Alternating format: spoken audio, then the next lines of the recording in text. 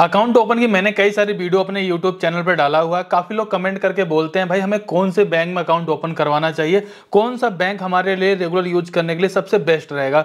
देखिए, अगर मैं किसी बैंक का नाम लूंगा तो कहीं ना कहीं आपके मन में आएगा भाई आप जिस बैंक का नाम ले रहे हो इसके अलावा उस वाले बैंक में क्यों अकाउंट ओपन करवा सकते हैं, वो क्यों बेकार है। तो भाई इस चर्चा में सबसे पहले क्लियर करना चाहूंगा कि आखिरकार किसी बैंक में अकाउंट ओपन करवाने से पहले आपको क्या क्या बेनिफिट या फिर क्या क्या चीज़ें ध्यान में रखनी चाहिए। अगर मैं आज के टाइम में बात करूँ तो सबसे ज़्यादा लोगों के दिमाग में रहता है हमें जीरो बैलेंस वाला ही अकाउंट ओपन करवाना है, क्योंकि हमें वहाँ पे कोई एवरेज बैलेंस मेंटेन करने की जरूरत नहीं पड़ती है। लेकिन यही सोच आपकी एक तरह से कभी कभी बहुत ही गलत साबित हो जाती है।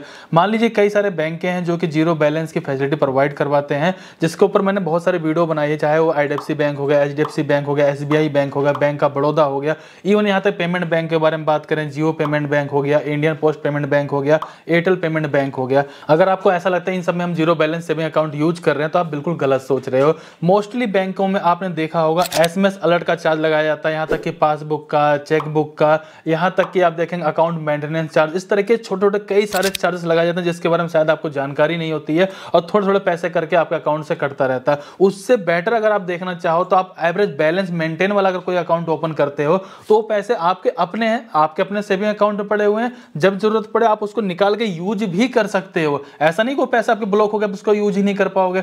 एवरेज बैलेंस मेंटेन को लेकर के सबसे ज्यादा बड़ा डाउट ये रहता है कि हमने अगर 10,000 रुपए वाला एवरेज बैलेंस मेंटेन वाला अकाउंट अगर ओपन करवा लिया तो 10,000 रुपए तो रखना ही रखना है, उसके ऊपर का अमाउंट रहेगा हम उसी को यूज कर सकते हैं, उससे कम हम उसमें होने ही नहीं देंगे, नहीं तो चार्जेस लग जाएगा। इसको एक एग्जांपल के साथ समझते हैं। 30 दिन का कोई महीना है तो आपको लगे भाई 10,000 मुझे यहाँ पे 30 दिन रखने ही रखने, ऐसा नहीं है। एग्जाम्पल लिए मान लीजिए मेरे अकाउंट में एक बार में 3 लाख रुपए आ चुके हैं और उसको मैं सिर्फ 1 से 2 दिन रखता हूँ, उसके बाद पूरे पैसे ही निकाल देता हूँ। अब यहाँ पर अगले मान लीजिए 2-3 दिन के बाद से लेकर अगले 27 दिन 28 दिन तक मेरे अकाउंट में कोई 1 रुपया भी नहीं है, तो वहां पर मेरा ऊपर कोई भी चार्जेस नहीं लगाया जाए, क्योंकि वो 1-2 दिन में 3 लाख रुपए रखने की वजह से मेरा एवरेज बैलेंस मेंटेन हो चुका है। इस तरीके से समझोगे, मान लिया आपके अकाउंट में 1,50,000 रुपए पड़े हुए हैं, तो अगर आपको कभी जरूरत पड़ जाए पूरे पैसे भी निकाल लोगे 15 दिन 10 दिन के बाद, तो आपका एवरेज बैलेंस मेंटेन इस तरीके से भी हो जाता है। जरूरी नहीं आपको हमसे हमेशा रखना। मैं खुद पर्सनली मैं IDFC फर्स्ट बैंक के अंदर 1 नहीं 2 नहीं 3 नहीं 4 अकाउंट अपने फैमिली का यूज करता हूं और एवरेज बैलेंस मेंटेन करने वाली टेंशन नहीं रखता हूं। लेकिन अब एक सवाल बनेगा, मैंने IDFC फर्स्ट बैंक का नाम ही क्यों लिया? बहुत सारी बैंक हैं। अगर SBI बैंक के बारे में बात करें, उनका मोबाइल एप्लीकेशन का इंटरफेस इतना अच्छा नहीं है, सर्वर डाउन रहता है। और भी कई सारे बैंकों के बारे में बात करें तो बहुत सारी प्रॉब्लम आपको फेस करने को मिल जाती है। पेमेंट बैंक के बारे में बात करें, एयरटेल के बारे में बात करें, आप लोगों ने खुद ही कमेंट करके बताया भाई यहाँ पे 25 रुपये चार्ज लगाया जा रहा है, 50 रुपये चार्ज लगाया, डेबिट कार्ड के नाम पे 350 रुपये चार्ज लगाया जा रहा है। अगर इन सब को देखते हो, अगर आप प्रॉपर किसी बैंकिंग को यूज कर रहे हो तो कम से कम 28 सर्विसेज होती हैं। NEFT, RTGS, debit card, passbook, chequebook, SMS alert charge, maintenance charge, बहुत तरह के चार्जेस होते हैं। लेकिन IDFC फर्स्ट बैंक के अंदर 28 सर्विसेज होती हैं जिसमें कि सारा कुछ इंक्लूड होता है। आपको वहां पर 1 रुपए का भी चार्जेस नहीं देना पड़ेगा। 28 के 28 सर्विसेज आपको बिल्कुल फ्री मिलेंगे। इवन यहां तक एक महीने में अगर आपको 10 चेकबुक चाहिए तो 10 चेकबुक के लिए अप्लाई करके आप ले सकते हो। सो सिर्फ इसी बात के लिए मैं IDFC फर्स्ट बैंक को रिकमेंड करना चाहूंगा कि भाई अगर आपको यार कोई भी चीज सर्विस बिल्कुल फ्री में मिल रही है, आराम से यूज करो ना। आपका अपना एवरेज बैलेंस मेंटेन करो, अपने पैसे अपने अकाउंट में रख, जरूरत पड़े यूज करके उसको भी निकाल लीजिएगा। अकाउंट ओपन करने का लिंक आपको डिस्क्रिप्शन में मिल जाएगा। जैसे आप उस पर क्लिक करेंगे डायरेक्टली आप यहीं पर आ जाएंगे। एक बार फिर भी मैं रफली आपको दिखा देता हूँ। यहाँ पर देखेंगे जीरो फीस बैंकिंग आपको देखने को मिल जाता है। यहाँ पर आपको पूरी एक लिस्ट देखने को मिल जाएगी, क्या क्या आपको यहाँ पे फ्री देखने को मिल जाएगा। ओवरऑल इसमें आपको सब कुछ फ्री में देखने को मिल जाता है और इसको अनलिमिटेड आप यूज कर सकते हो। लेकिन अभी हमें यहाँ पे अकाउंट ओपन करना है तो हम क्या करेंगे, सबसे पहले अपना मोबाइल नंबर डालेंगे जो आधार कार्ड के साथ लिंक होगा, डेट ऑफ बर्थ इंटर कर देंगे, ईमेल ID डाल देंगे, पैन कार्ड का यहाँ पे नंबर डाल देंगे, 12 डिजिट का आधार कार्ड नंबर डाल देंगे, गेट OTP पे क्लिक करेंगे, आधार कार्ड से लिंक मोबाइल नंबर पे OTP है, OTP यहाँ पे इंटर कर देंगे।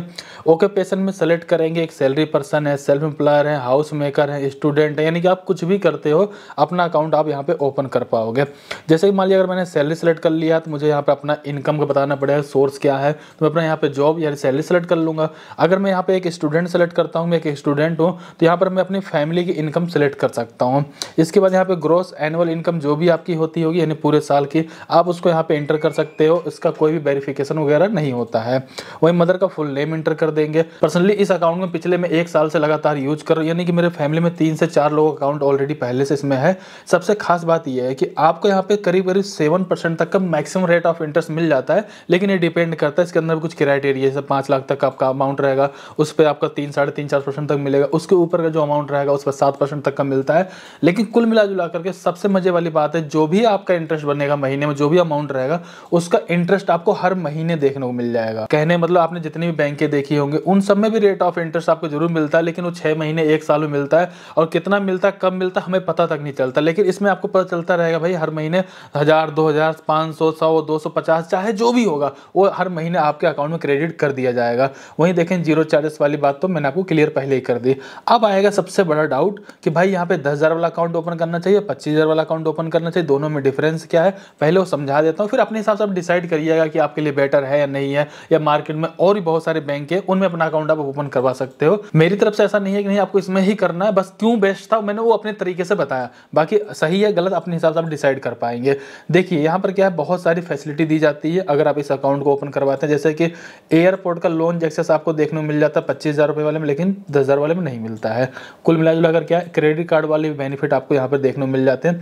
एटीएम से आप अनलिमिटेड दोनों में ही विड्रॉ कर सकते हैं, कोई लिमिट नहीं, दिन भर में 10 बार करो 50 बार करो कोई मतलब नहीं। जबकि और सब डेबिट कार्ड में क्या सिर्फ महीने में 4 ट्रांजेक्शन फ्री होती है, उसके बाद तो पैसे लगने लग जाते हैं। इसके अलावा भी देखें यहाँ पे पर्सनल एक्सीडेंटल कवर वगैरह भी आपको देखने को मिल जाता है, यानी कि ओवरऑल आपको काफी अच्छा बेनिफिट मिल जाता है। लेकिन इसका मतलब ये नहीं होगा अगर आपका बहुत ज्यादा यूज नहीं है तो आप 25,000 वाला अकाउंट ना ओपन करवा करके आप 10,000 वाले के साथ जा सकते हो, और कभी जरूरत लगे तो 10,000 से आप 25,000 में अपग्रेड कर सकते हो, और कभी आपको जरूरत लगे तो 25,000 वाले अकाउंट को डाउनग्रेड करवा के 10,000 में भी कन्वर्ट करवा सकते हो। ये वाला ये दोनों ऑप्शन आपको एनी टाइम अवेलेबल रहता है। अब आपको सिंपल से नीचे की तरफ आ जाना, अगर नॉमिनी डिटेल ऐड करनी है सिंपल से यस पे क्लिक करके नॉमिनी का नाम, नॉमिनी का डेट ऑफ बर्थ, अगर नॉमिनी का एड्रेस आपका एड्रेस सेम है तो सेम बॉक्स पे क्लिक कर देना, अगर सेम नहीं है तो डिफरेंट एड्रेस होगा, डिफरेंट एड्रेस को यहाँ पे एंटर कर लेंगे। इसके बाद सिंपल से नीचे की तरफ आ जाएंगे, टर्म कंडीशन वाले बॉक्स पे क्लिक कर देंगे। इसके बाद सिंपल से प्रोसेस टू ओपन अकाउंट पे क्लिक कर देंगे। इसके बाद सिर्फ आपको एक काम करना रह जाता है, आपको अपनी केवाईसी कंप्लीट करनी है। केवाईसी कंप्लीट करने के लिए आपको यहाँ पे ऑप्शन मिल जाता है, अगर आपको लगता है मैं अभी यहाँ पे केवाईसी नहीं करना चाहता हूँ, इसको आप शेड्यूल नाउ पे क्लिक कर देंगे, ईमेल पे और एसएमएस में आपको लिंक मिल जाएगा।